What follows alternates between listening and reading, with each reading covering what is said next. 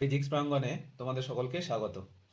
আজকে আমরা শুরু করতে চলেছি ডাব্লিউবিপিএসসি এটি রিক্রুটমেন্ট সিরিজের 2015 সালের কোয়েশ্চেনের পার্ট ফোর আমরা শুরু করব কোয়েশ্চেন নাম্বার 59 থেকে। 59 আছে, the alternating current in LCR series circuit is maximum when. চারটে অপশন দেওয়া আছে। 59, দেখো এলসিআর সার্কিটে কারেন্টের যেটা ভ্যালু হয়, অ্যামপ্লিটিউড কারেন্টের, সেটা হয় V naught divided by root under of R square plus X L minus X C এটার হোল স্কোয়ার। তো এখানে আমার এই কারেন্টটা ম্যাক্সিমাম হবে যখন এই টার্মটা জিরো হবে, তার মানে ইন্ডাকটিভ রিঅ্যাক্ট্যান্স সেটা ইকুয়াল টু হবে ক্যাপাসিটেটিভ রিঅ্যাক্ট্যান্স। তার মানে সার্কিটটা যখন পিওরলি রেজিস্টিভ হবে তখন কারেন্টটা ম্যাক্সিমাম হবে। তাহলে এখানে অপশান হবে অপশান সি। এরপর আসছে question number 60, the core of a transformer is laminated to avoid loss of energy due to. চারটে অপশান এখানে দেওয়া আছে। তো এখানে আমার যে অপশানটা ঠিক হবে সেটা হলো অপশান বি। এই এডি কারেন্ট নিয়ে আমি এরপর ডিটেলড একটা ভিডিও বানাবো, সেটাতে আমি আরও বিস্তারিতভাবে এই জিনিসটা আমি বলবো। এরপর আসছে question number 61, an inductor of inductance 2 Henry and a resistance of 10 ohm are connected to a battery of 5 volt in series. The initial rate of change of current is 61। 5 ভোল্টের ব্যাটারির সঙ্গে ইন্ডাকট্যান্স রেজিস্ট্যান্স অ্যাড করা হয়েছে। তো এখানে দেখো আমরা transient কারেন্টের একটা ফর্মুলা সেটা আমরা জানি, সার্কিটের মধ্যে হয় I equal to I nought 1 minus e to the power minus R by L into t. তো এখানে আমার ইনিশিয়াল চেঞ্জ যেটা সেটা চেয়েছে কারেন্টের, তো আমরা বার করব D I D T at T equal to zero. তো এটা করলে দেখো আমাদের হয়ে যাবে minus I naught into R divided by L e to the power minus R by L into zero. তো আই নটের জায়গাতে আমরা V naught divided by R এটা আমরা পুট করে দিলাম, তাহলে এটা হয়ে গেল only V naught divided by L. তাহলে এটা হয়ে যাচ্ছে 5 ডিভাইডেড বাই 2, তাহলে এটাতে আনসার আসছে 2.5। তাহলে এখানে যে অপশানটা ঠিক হচ্ছে সেটা হলো অপশান সি। এরপর আসছে question number 62, the ratio of secondary to primary turns in a transformer is 3:2 and the output power is P.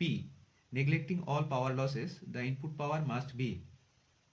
দেখো কোয়েশ্চেন নাম্বার 62 এটাতে আছে ট্রান্সফর্মার। দেখো ট্রান্সফর্মারের প্রাইমারি এবং সেকেন্ডারিতে এদের কয়েল টার্ন, ভোল্টেজ, কারেন্ট, এদের মধ্যে যে রিলেশনটা থাকে এটা তোমরা মনে করে রাখবে, এটা কাজে লাগে খুব। সেটা হয় এদের প্রাইমারি সেকেন্ডারি টার্নের রেশিও সেটা ইকুয়াল টু হয় এদের ভোল্টেজ রেশিও, আর কারেন্টের ক্ষেত্রে এটা উল্টে যায়। তো এখান থেকে দেখো আমরা পাচ্ছি V primary into I primary এটা ইকুয়াল টু হলো V secondary into I secondary. তাহলে দুটো ক্ষেত্রে পাওয়ার, প্রাইমারিতেও যেটা হচ্ছে সেকেন্ডারির ক্ষেত্রেও পাওয়ারের ভ্যালুটা সেম থাকবে। তাহলে এখানে আউটপুট পাওয়ার পি দেওয়া আছে, তাহলে ইনপুট পাওয়ার যেটা হবে সেটাও হবে পি, সেটা হলো অপশান এ। এরপর আসছে question number 63, the coefficient of mutual inductance when magnetic flux changes by 2 into 10 to the power minus 2 weber and current changes by 0.01 ampere is. দেখো question number 63, coefficient of mutual inductance দেওয়া আছে, magnetic flux changes by, হ্যাঁ দেখো আমরা magnetic flux এবং mutual ইন্ডাকট্যান্সের মধ্যে রিলেশনটা আমরা জানি phi equal to mutual inductance into I. তো এখানে দেখো আমার ডিফাই ডিটি এটা দেওয়া আছে, তাহলে এখান থেকে আমরা ডিফাই ডিটি এটা ইকুয়াল টু লিখতে পারবো M into D I D T. এই দুটো চেঞ্জ আমার দেওয়া আছে, ডিফাই ডিটি দেওয়া আছে 2 into 10 to the power minus 2, আমার ডিআই ডিটি দেওয়া আছে 0.01। তাহলে এখান থেকে আমরা এম পেলাম,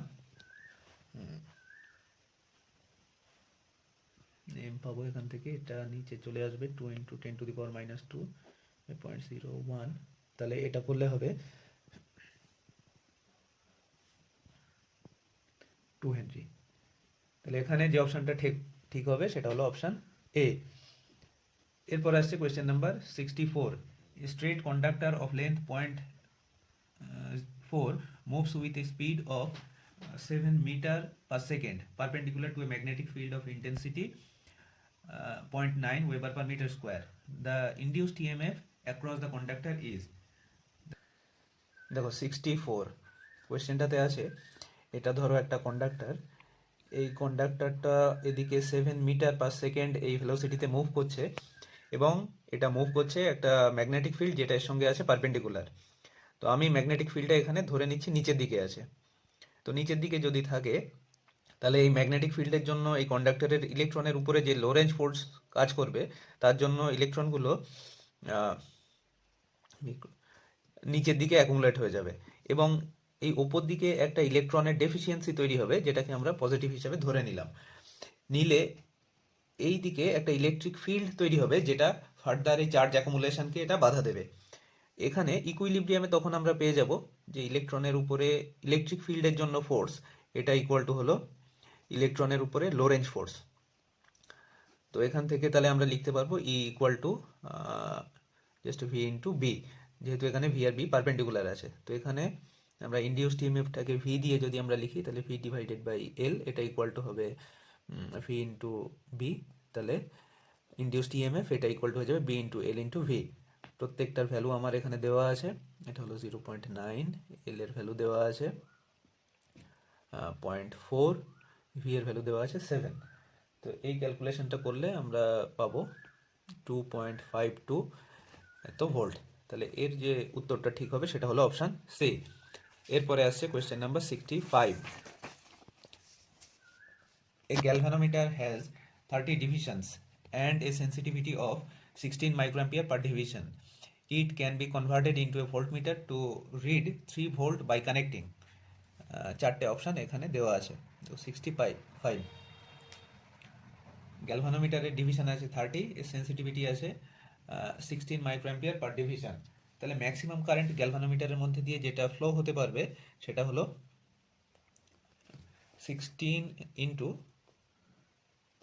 30 এত মাইক্রোঅ্যাম্পিয়ার। এবার দেখো, গ্যালভানোমিটারটাকে আমি কনভার্ট করতে চাইছি ভোল্টমিটারে। তাহলে আমার একটা সিরিজে আমার রেজিস্ট্যান্স লাগাতে হবে, একটা বড় রেজিস্ট্যান্স লাগাতে হবে। এটা আমার গ্যালভানোমিটার, এর সঙ্গে আমি সিরিজে আর একটা রেজিস্ট্যান্স জুড়লাম, জুড়ে এটাকে আমি অ্যামিটার বানালাম। তাহলে এখানে এই কারেন্টের ভ্যালু দেওয়া আছে আই। তাহলে আই ইন্টু আমি সিরিজে সাপোজ এস আমরা রেজিস্ট্যান্সটা নিয়েছি, তাহলে I into G plus S, এটা ইকুয়াল টু হয়ে যাবে এর ভোল্টেজ যেটা আমরা মেজার করতে চাইছি সেটা হলো 3। তাহলে এখানে আমরা পেয়ে গেলাম এখানে সিরিজ যে রেজিস্ট্যান্সটা, এটা গ্যালভানোমিটার রেজিস্ট্যান্সের তুলনায় অনেকটা বড়, ওই জন্য এটাকে আমি নেগলেক্ট করে দিচ্ছি। তাহলে আমি এখান থেকে পেয়ে গেলাম এস, এটা ইকুয়াল টু হবে 3 ডিভাইডেড বাই আই। তাহলে এটা হলো 3/16 ইন্টু 30। এটা মাইক্রো অ্যাম্পিয়ার আছে উপরে, তাহলে 10⁻⁻6 ছিল, উপরে দিলে 10⁻6 হয়ে গেল। এটা এত ওহম। এই ক্যালকুলেশনটা করলে এটা আসবে 6.6 কিলো ওহম। তাহলে এখানে যে অপশানটা ঠিক হবে সেটা হলো অপশান ডি। এরপর আসছে question number 66। A galvanometer of resistance 20 ohm is to be converted into an ammeter of range 1 ampere. If a current of 1 milliampere produces full scale deflection, the shunt required for the purpose is 66। দেখো, এটা একটা galvanometer আছে, এই গ্যালভানোমিটারের সঙ্গে আমি একটা shunt যোগ করে এটাকে আমি অ্যামিটার বানিয়েছি। তো এখানে গ্যালভানোমিটারের রেজিস্ট্যান্স দেওয়া আছে, এটা হলো 20 ওহম। মেন কারেন্ট এটা আমার দেওয়া আছে, এটা হলো 1 অ্যাম্পিয়ার। গ্যালভানোমিটারের মধ্যে দিয়ে 1 মিলি অ্যাম্পিয়ার কারেন্ট গেলে এটা ফুল ডিফ্লেকশন দেখায়। তাহলে এখানে শান্ট কতটা আমি এখানে অ্যাড করছি এটা আমাকে বার করতে হবে। দেখো, এই ধরনের প্রবলেমের ক্ষেত্রে বা আমরা যখন প্যারালাল রেজিস্ট্যান্সের ক্ষেত্রে যে কোনো একটা ব্রাঞ্চের মধ্যে দিয়ে কারেন্ট যখন আমরা বার করতে চাই, তখন তার ক্ষেত্রে একটা ফর্মুলা আমাদের খুব কাজে দেয়, এটা আমরা একটু মনে রাখবো। সেটা হলো যে এখানে গ্যালভানোমিটারের মধ্যে দিয়ে কারেন্ট আই জি দিয়ে লিখলাম, এটা ইকুয়াল টু হয় মেন কারেন্ট ইন্টু উল্টো দিকের যে রোধ আছে সেটা। তাহলে এখানে হলো আমার শান্ট রোধ ডিভাইডেড বাই টোটাল রোধ। তাহলে এটা হলো জি প্লাস এস। তো এইগুলো আমি পুট করে দিলাম। এটা হলো 1 মিলি অ্যাম্পিয়ার, এটা হলো 10⁻³ আই এর ভ্যালু দেওয়া আছে 1 অ্যাম্পিয়ার, এসটা আমরা বার করব, জি এর ভ্যালুটা দেওয়া আছে 20, এস এটা। তাহলে এখান থেকে দেখো এই ক্যালকুলেশনটা আমরা যদি করি তাহলে এখান থেকে আমার এস চলে আসবে 0.02 এত ওহম। ক্যালকুলেশনটা আমি করেছি, তোমরা নিজেরাও একবার করে দেখো। তাহলে এখানে যে অপশানটা ঠিক হবে সেটা হলো অপশান সি। এরপর আসছে question number 67। A circular loop carrying current and of radius 100 millimetre has a magnetic induction of 3.6 into 10⁻⁻5 tesla at its centre. The dipole moment is. দেখো সার্কুলার লুপে যদি আই কারেন্ট ফ্লো হয়, যেখানে লুপটার radius হলো আর, তাহলে এখানে আমার এই কারেন্ট ফ্লো হওয়ার জন্য ম্যাগনেটিক ডাইপোল মোমেন্ট যেটা ক্রিয়েট হবে সেটা হলো M equal to current into area. তাহলে এখানে হবে I into pi R square. তো এখানে সার্কুলার লুপের জন্য আমরা বি এর ভ্যালু কত হয় এটা আমরা জানি, এটা হলো mu naught I divided by 2r।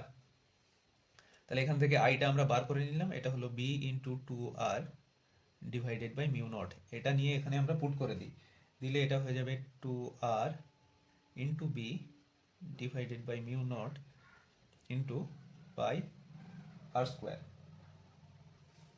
তো এখানে সমস্ত ভ্যালুগুলোই আমাদের দেওয়া আছে, এই ভ্যালুগুলো আমরা এখানে পুট করব। পুট করলে আমার যে অপশান শেষ পর্যন্ত আসবে সেটা হলো 180 মিলিঅ্যাম্পিয়ার মিটার স্কোয়ার। এখানে যে অপশানটা ঠিক হবে সেটা হলো অপশান বি। এই ক্যালকুলেশনটা তোমরা করে নিও, এটা আমি এটা আর এখানে দেখালাম না। এরপরে আসছে question number 68। An electron moving in a circular orbit of radius r makes n revolutions per second. As a result, the magnetic field produced at the center is। এখানে ইলেকট্রন মুভ করছে এরকম একটা সার্কুলার অরবিটে, রেডিয়াস আর দেওয়া আছে, পার সেকেন্ডে N numbers of revolution এটা তৈরি করছে। তাহলে ম্যাগনেটিক ফিল্ড, এটার ফর্মুলা সার্কুলার লুপের জন্য এটা আমরা জানি mu naught I divided by 2r। তাহলে এখন আমাদেরকে বার করতে হবে যে ইলেকট্রনটা সার্কুলার লুপে ঘোরার জন্য কারেন্ট কত তৈরি হচ্ছে। তো আই ইকুয়াল টু হলো কিউ ডিভাইডেড বাই টি। তাহলে এখানে আমরা লিখলাম ই ডিভাইডেড বাই টি। টিটাকে দেখো আমরা আবার ভেঙে লিখতে পারবো, ই ইকুয়াল টু টি মানে হলো টোটাল ডিস্টেন্স, সেটা হলো 2πr ডিভাইডেড বাই ভি।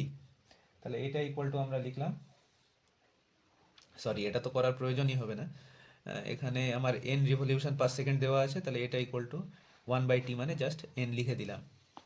এটা নিয়েই আমরা এখানে পুট করে দিই, পুট করে দিলে এটা হয়ে গেল মিউ নট আই এর জায়গাতে e into n divided by 2r। তাহলে এখানে যে অপশানটা ঠিক হবে সেটা হলো অপশান সি। এরপর question number 69। An alpha particle enters a magnetic field of 1 Tesla with a velocity of 10⁶ meter per second in a direction perpendicular to the field. The force on alpha particle is। দেখো 69, চার্জের উপরে magnetic ফিল্ডে force হয় সেটা হলো Lorentz force q into v cross B, এটাই হলো force. যেহেতু ভি আর বি পারপেন্ডিকুলার আছে তাহলে এফ এটা ইকুয়াল টু হবে Q into V into B. সমস্ত ভ্যালুগুলোই এখানে দেওয়া আছে, এই ভ্যালুগুলো তোমরা পুট করে নেবে। কিউ এর ভ্যালু, এখানে কিউ এর ভ্যালুটা হবে, যেহেতু এটা আলফা পার্টিকেল মানে হিলিয়াম 2+, তাহলে কিউ এর ভ্যালু হবে এখানে 2 ইন্টু ই। ভি এর ভ্যালু দেওয়া আছে 10⁶, বি এর ভ্যালু সেটাও দেওয়া আছে 1 টেসলা। এই ভ্যালুগুলো সমস্ত পুট করে নেবে, করে নিলে আনসার তোমাদের যেটা দাঁড়াবে সেটা হলো 3.2 ইন্টু 10⁻⁻13, এটা সেটা হলো option D.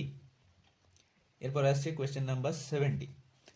A long straight wire carries an electric current of 2 ampere.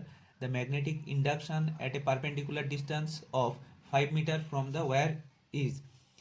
এই ওয়্যার, কারেন্ট ক্যারিং ওয়্যার, এর থেকে আর ডিস্টেন্সে ম্যাগনেটিক ফিল্ডের ভ্যালু কত হবে এটা তো আমরা জানি সবাই, mu naught I by 2πr। এখানেও সমস্ত ভ্যালুগুলো দেওয়া আছে, এই ভ্যালুগুলো তোমরা পুট করে নেবে। পুট করে নিলে যে অপশানটা ঠিক হবে সেটা হলো অপশান বি, 8 ইন্টু 10⁻⁻8 টেসলা। এরপরে আসছে কোয়েশ্চেন নাম্বার 71। 71 আছে, এ মুভিং চার্জ উইল প্রডিউস। চারটে অপশান এখানে দেওয়া আছে। দেখো একটা চার্জ যখন স্টেশনারি অবস্থাতে থাকে তখন সেটা অনলি ইলেকট্রিক ফিল্ড তৈরি করে। যখন সেটা মুভ করে, সেটা ইলেকট্রিক ফিল্ডের সাথেও যেহেতু একটা কারেন্ট তৈরি হয় সেখানে, তাহলে চারপাশে একটা ম্যাগনেটিক ফিল্ডও তৈরি করবে। তাহলে এখানে যে অপশানটা ঠিক হবে সেটা হলো option C, both electric and magnetic field. এরপর আসছে question number 72। In Young's double slit experiment the fringe width is found to be 0.4 millimetre. If whole apparatus is dipped in water of refractive index 4/3 without disturbing the arrangement, the new fringe width will be, দেখো 71 fringe width, এটার formula আমরা জানি lambda D by D. তো এখানে আমার water, এটাতে এই অ্যাপারেটাসটাকে নিয়ে ডুবিয়ে দেওয়া হচ্ছে।